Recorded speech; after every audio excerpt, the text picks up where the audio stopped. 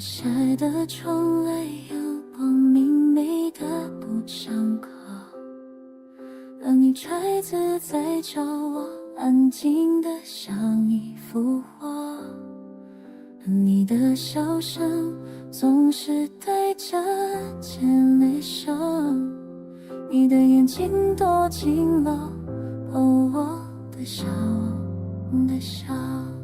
我看见你紧握着那支笔，在空白的漫原野的回家的路，却没有人愿意伸出手扶你，那些已像石头压在你心里。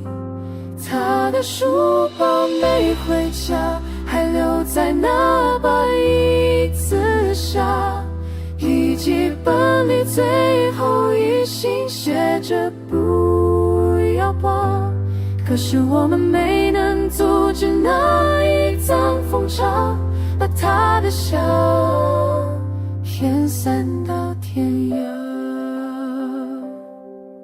多希望有人能抱住你，告诉你你不孤单。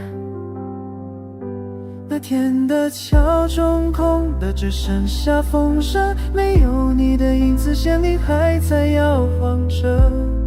走过你常坐的屋子，还能闻到你的香，只是再也听不见你小小的回答。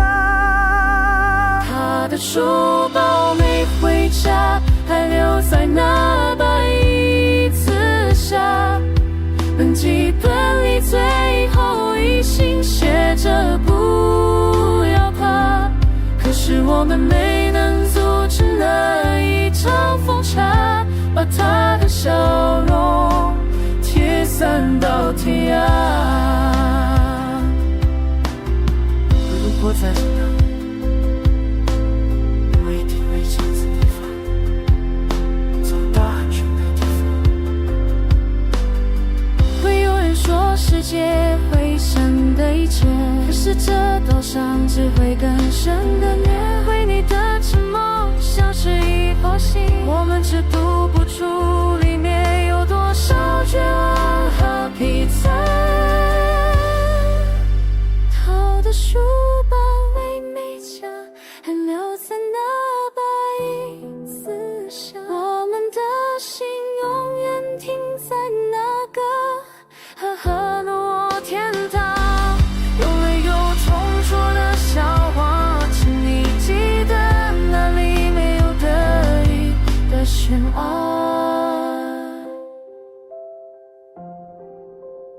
愿你在那边自由，没有伤害。